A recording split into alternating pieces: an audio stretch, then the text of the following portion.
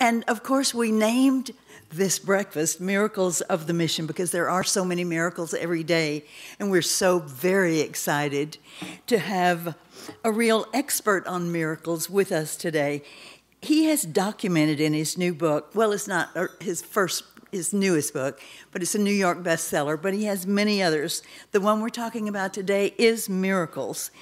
And he also has many other New York bestsellers. He's written 30 children's books as well, has a nationally syndicated show heard daily on 300 stations nationally. He's a regular contributor on many national television shows. We're so delighted to have him with us today. Welcome, EricMetaxas. Eric, thank you. So God bless you. Unbelievable. Love that we're here. Who is this woman? I like you. Listen, don't put those envelopes, don't fill that stuff out yet. Do not do that yet, because you need to double whatever you did, at least. I'm not kidding, you see. They just ship me in. I can say whatever I like, and then I get to go home back to New York with my lovely wife, Suzanne. So I can say what's on my heart, and if I mortify the people who put this breakfast on, that's tough luck. Because what I have heard this morning is so moving. The last thing I want to do is hear EricMetaxas give a speech, but they hired me and I have to do it. It is such a blessing to see what God is doing here. And the miracles that I talk about pale in comparison to what we've already heard.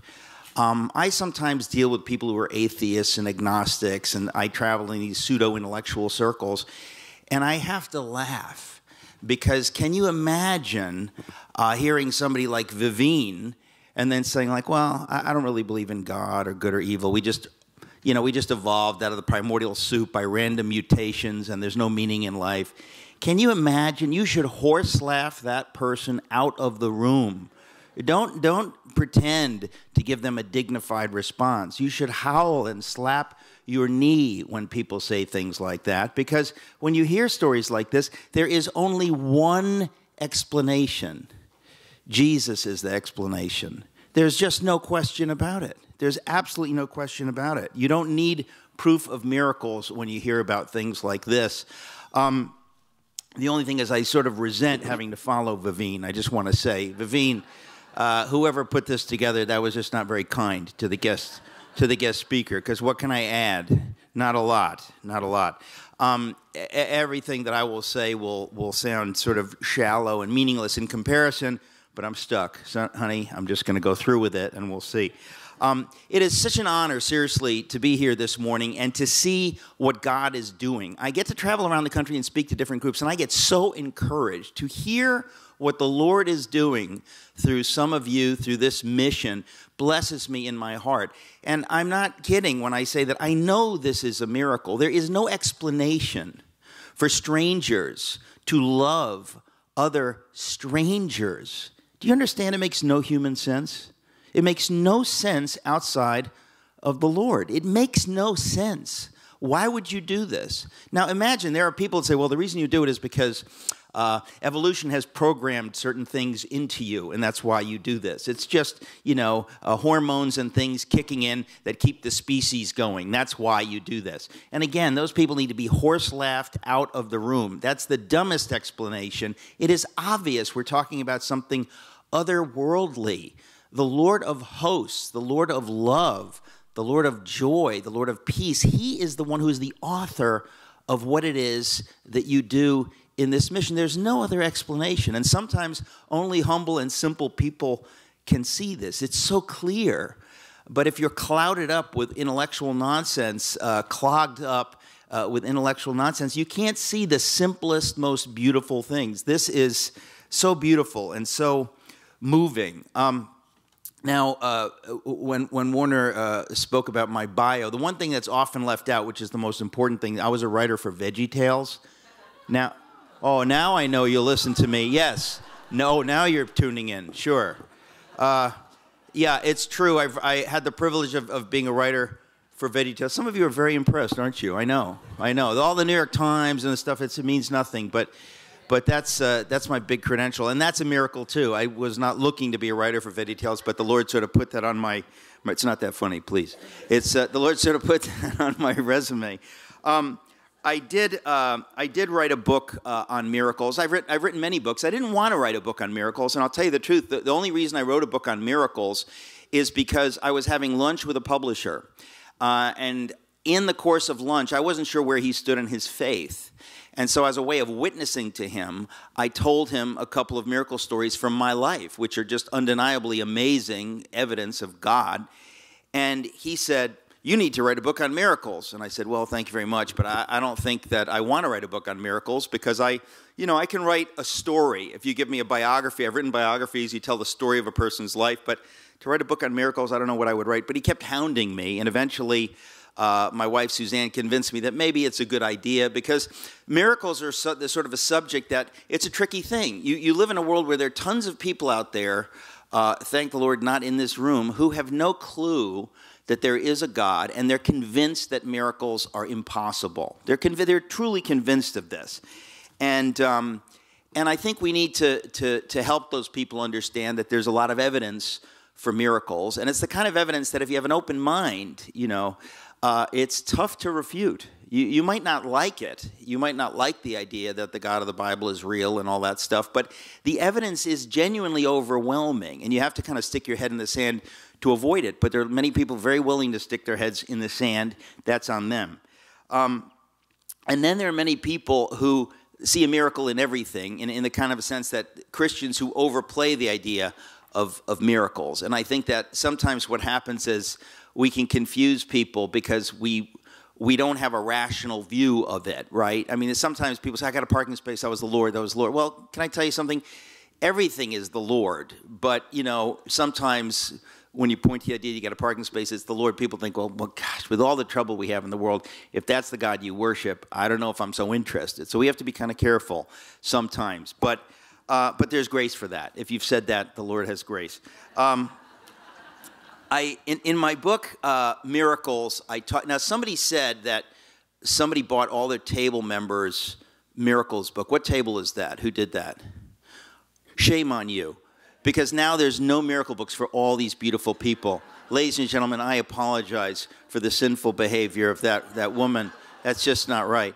You'll have to get it online or something now. But there are plenty of other books out there which are loaded with other kinds of miracles. But in writing the book, I thought what I wanted to do, I've had a number of real miracles happen in my life, and I wanted to tell a few of those stories. So the number one miracle, as we all know, is salvation, right? The idea that God could come into someone's life and transform that life. If you've ever seen it, and I gather from the kind of group I'm talking to, you've seen this kind of thing. You've seen what God does when he comes into a life. There's no explanation except that's God. It's clear. And that happened in my life. If I have time, I'll tell you about that in a moment. I also wanted to include the miracles of friends. I've had many friends, and so they have credibility because I know them. I know they're not crazy. They're not liars, because you want to know, it's like in a court of law. Does this witness have credibility? Are they a liar? Are they generally known in the community to be truth tellers? And I have a number of friends who shared with me. I asked them, "Did you ever have a miracle happen?" And they would tell me a story. And some of them are just unbelievable. And I said, and this is a person I know. There's no doubt that God has done this miracle. So I wrote a few of those miracles in the book too.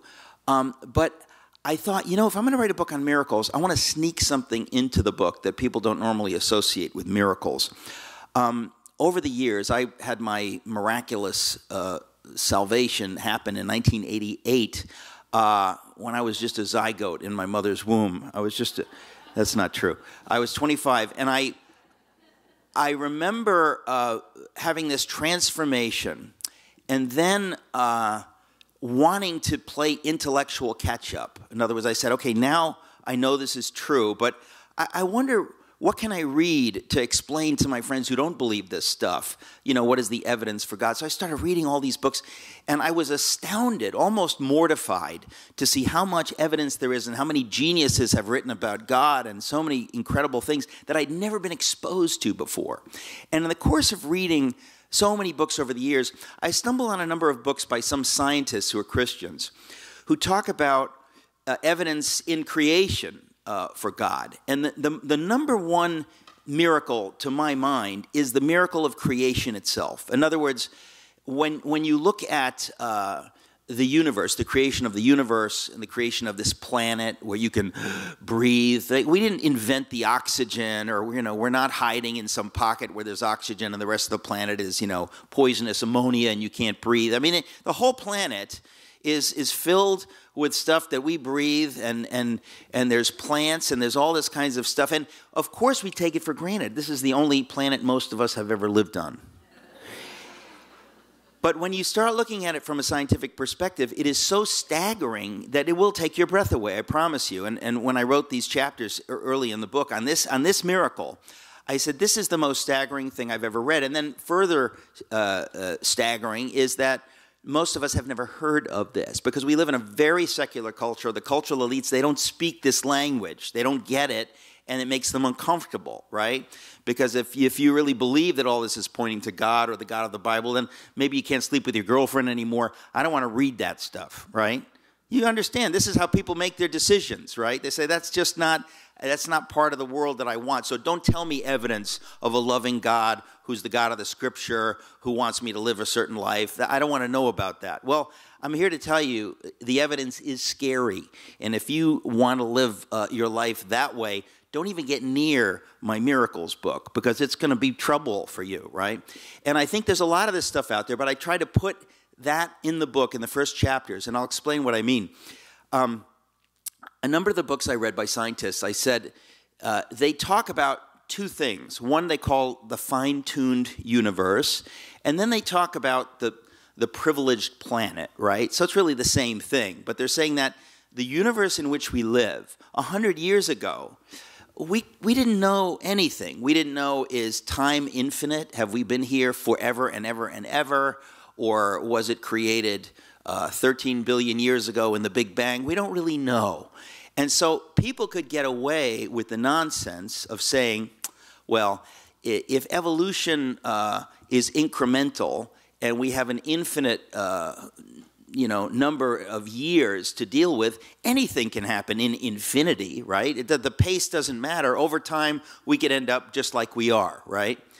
But then you discover, the Earth has been here only 4 billion years, and life has been here, less than 2 billion years. And the funny thing is, if you look at the science, that's not enough time. Sounds like a lot of time to us, right?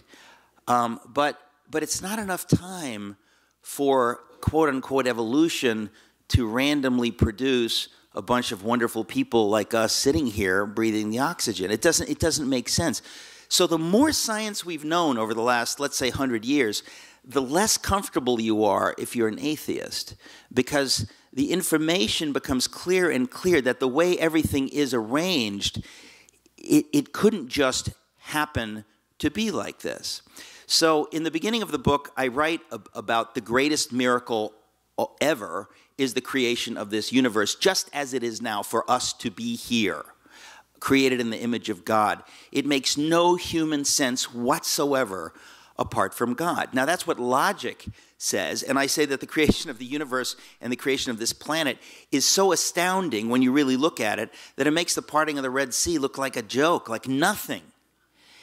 And part of the evidence, what I'm talking about is, if you believe in the Big Bang, scientists now know, and we're not going to get into how they know, but they know, whether they're atheists or not, they know that within the first millionth of a second after the Big Bang, now that's pretty quick, the first millionth of a second, within the first millionth of a second, what they call the four fundamental forces in the universe, the gravity, the electromagnetic force, the weak and strong nuclear forces, that's what physicists talk about as these four fundamentals of physics and everything. They say that the values of those four things were established like in stone less than 1 millionth of a second after the Big Bang, okay?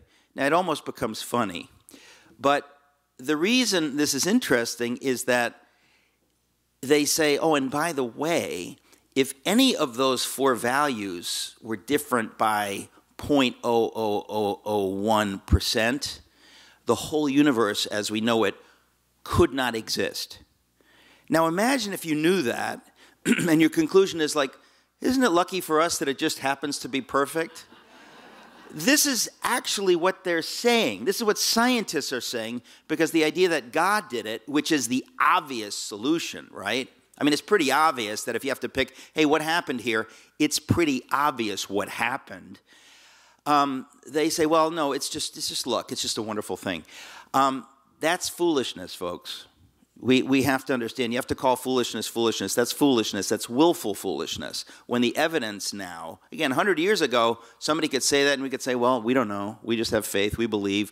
But now we have more and more evidence that the simple existence of us on this planet is the wildest miracle you could ever dream about.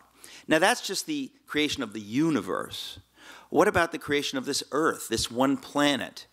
There are an infinite number of metrics by which we can determine that, again, to have a planet like ours, just where it is, supporting life like this, makes no sense. Now, if it was 1960, somebody like Carl Sagan would say, well, there's only really two metrics to have life on a planet. It needs to be, you know, maybe this kind of a size and this far away from a sun, and that's it, right? And so he says, well, there's billions and billions and billions of planets in the universe, and so there's probably, you know, millions and billions of planets that could support Earth. It just stands to reason. But when he said this stuff, science was proceeding along and began to find more and more criteria that said, well, no, actually, in order to have life on a planet and this and this and this, you need other things. In other words, if the planet were any bigger than this Earth, okay, the gravity would be stronger. We remember that, right? That the bigger the planet is, the more gravity it has. And if the gravity were even the tiniest bit stronger, ammonia and poison gases would be kept down in the atmosphere, and we couldn't breathe. And don't let anybody tell you, like, well, we would have evolved to the point where we could breathe that. That's a joke, okay? If the Earth were a tiny bit smaller, we would not have enough gravity to hold the oxygen in the atmosphere.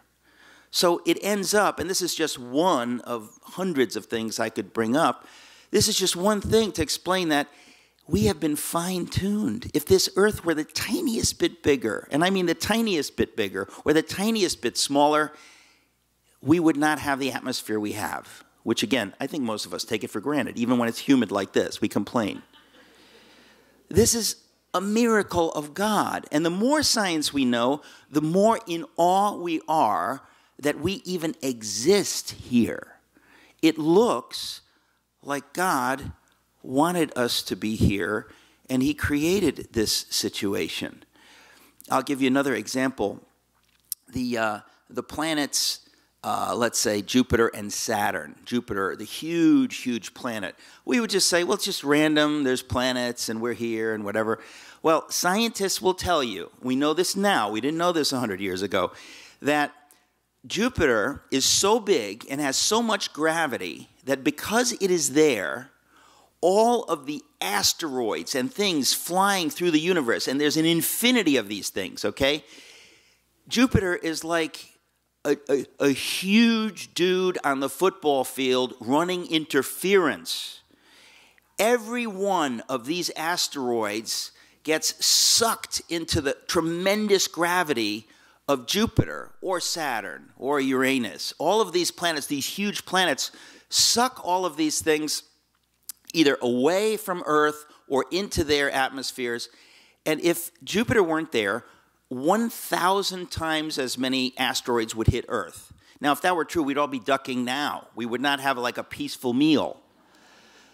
But this is just one more thing that you say, what is this, a coincidence? Folks, I could go on and on and on.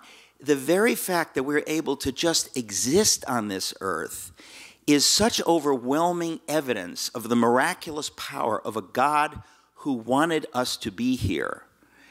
And again, I've just scratched the surface. But that to me, I begin the book with that because I say, we need to understand the greatest miracle of all on a level that is just so staggering that you can't even read it. It's too much. That you are in awe that we exist, and that the more science knows, imagine if you're a scientist, atheist, how scary it would be that the more you discover, the more it points to the God of the Bible, not the less. Because they kind of act like, oh, the more we know from science, the less we need that religion stuff. I got bad news for those people. The more we know from science, the more it points to the God of the Bible as the author of everything and most scary of you. So we're talking about a God, sometimes our faith is not equal to who God is. When we have a sense of who God is, we realize, do I doubt that God cares about me? Do I doubt that God cares about those who are suffering? How can I doubt it? It's crazy. But we have much more specific human examples. The story of my salvation is one of those. I won't tell the exact story now, but I just want to say to you that I was raised in a good home, went to decent public schools in Connecticut, and then I went to Yale University. Now, a lot of times people are impressed by that. I'm here to tell you it's very impressive in a worldly way. But if you're looking for the meaning of life, if you're looking for the love of Jesus, those places are the last places you will find that. In fact, not only that, but you will be driven away from the humble, loving God of Scripture in those places. So I went there looking for the meaning of life and was effectively given this idea, which I alluded to earlier, that here's the bad news, Eric. We've discovered that life has no meaning. We've discovered that, Darwin and others have proved that we're just here by accident. It's just an accident, and your life, I don't want to depress you, but your life has no meaning. The love you have for your wife and for your daughter and for your dear parents is meaningless. It's just hormones and chemicals designed by evolution to perpetuate the species. There's no real love the way you put it. That's just a nice term for it. Now, I don't know about you, but if you really swallow that, that is as depressing as it gets. But the good news is it's nonsense. But they're teaching this. And so I took this in, and I didn't buy it entirely, but I just thought, well, this is what all the smart people believe. This is what all the leaders believe in Washington or in New York. They all seem to believe this, but they don't let it make them commit suicide. No, they've decided that, hey, here's the upside. If there's no good and evil, I can do whatever I want, and I don't have to worry about some God judging me. And so I might as well have a good time while I'm here, right? And so I'll work really hard to get a great job, and I just won't think about those big questions. I'll just avoid that. On the weekends, we got sports and alcohol, and during the week, I'm going to work really hard. In a few decades, it'll all be over. I just got to not think about those questions. Well, I always say that, I was an English major. I wanted to be a writer, and as you can guess, I graduated, and I did not get a good job. I had a lot of time to think about those questions. And in the course of thinking about those questions, it was very painful, and the Lord really humbled me by having me move back in with my parents.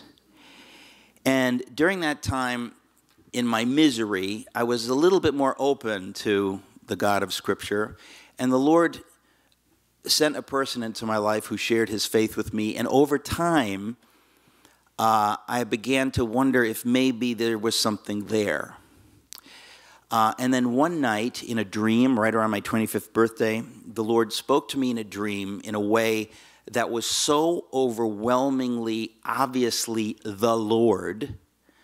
It just blew my mind, and it was game over, done. I believe, hallelujah. I went to sleep. It's like going to sleep single and waking up married. It was dramatic. I went to sleep hoping you could believe, but pretty sure intelligent people could never know. And I woke up and I knew. And for 30 years, I've been walking with the Lord who spoke to me in this dream with no doubt that he is real. And just like when we hear the story of Vivian here, you realize that there's no explanation for what God has done in my life. Since then, he has given me purpose and joy. How do you explain that? Well, Spiritually speaking, when we're talking about miracles, we're talking about the God who is the author of life, right? And when we say the author of life, not just who invented life, but he's the Lord of life. And so when we think of ourselves in our spiritual condition, the miracle of salvation is not that he takes a sick person and makes you better. That's really to flatter yourself. He's taking a rotting corpse and making it live and walk and talk and breathe. Spiritually, when you're dead in your sins, you're not coughing and sickly in your sins. You are dead. You do not exist. And the Lord speaks his life into us, and we are raised from the dead, spiritually speaking. That's what salvation is. That was my salvation. And you, in what you all do, you see this in people's lives. You see that it's transforming. It is life-changing. That is the ultimate miracle which no one can have an explanation to. And I'm telling you, the atheistic folks, they don't ever want to get around folks like you. It will disturb them. They have to avoid you because the evidence is overwhelming. It's embarrassing. Well, I think of the story of Lazarus because that's really who we are spiritually speaking. And I write about that, of course, in the book. The ultimate example, the wonder-working power of the Lord, is that Lazarus wasn't sick. He was dead. And if I can make a half joke, he was very dead. How dead was he? He was rotting. He was the fourth day. There's a tradition in Judaism that, after a couple of days, the soul leaves. And so it's almost like Elijah saying, pour more water on this because I want to really blow your minds when the Lord lights it up, right? Jesus says, well, I'm not going to rush back to Bethany just yet. I think I'm going to walk slow because I want people's minds to be blown when Lazarus walks out of that smelly tomb. I'm not going to go there when they might say, maybe he was in a coma. Yeah, people in comas don't rot. I'm going to go there when everyone knows he is a rotting, decaying corpse to show you the power of God. And when he says, Lazarus, come forth, people understood that man, Jesus, is the Lord of life. This doesn't make any sense. This is not just a healing. Now, folks, that is the God who we're talking about. When you're talking about miracles, any miracle, that's what's happening. Any miracle. The Lord of life, the Lord of hosts who invented the universe, comes into our situation and touches us, and everything is changed.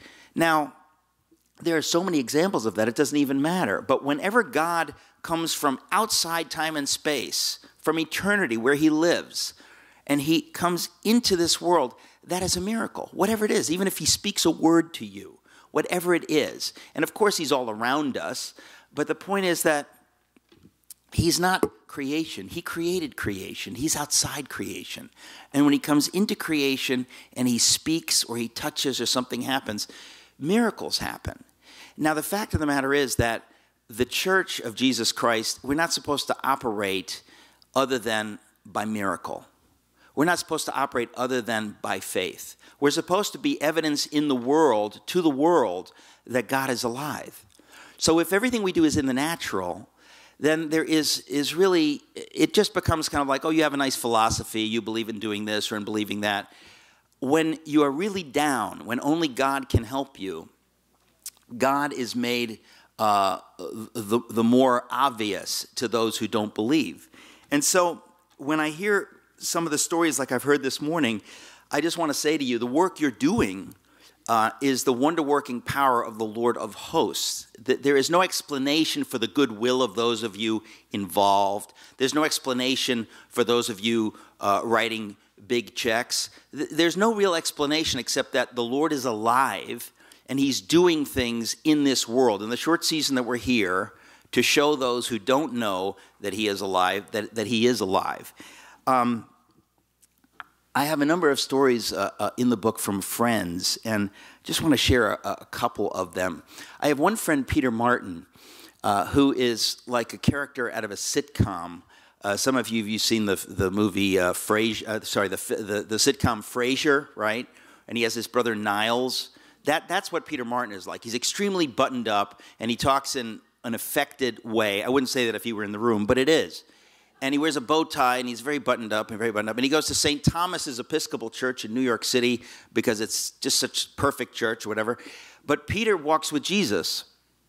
And in that church, a number of times, he has seen gigantic angels. When I say gigantic, I mean 40 feet tall or 50 feet tall. I'm being very specific because it's not like, hey, he saw big angels. No, I want specifics. When I wrote about this, I said, give me every specific. Where did you see it? How did you see it? What happened?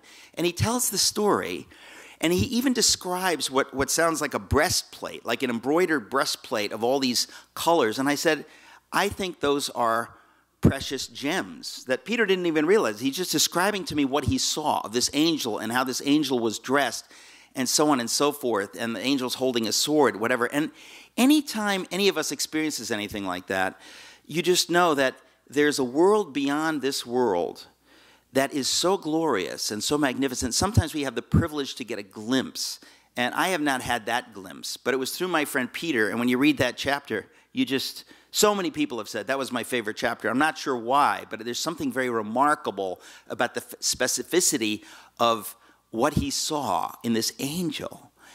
And he talks about, he says it's kind of like when you are in the optometrist's office and they say, can you see better now or now? Now or now? He says it's almost like a lens just kind of whoop comes over, and he saw this thing.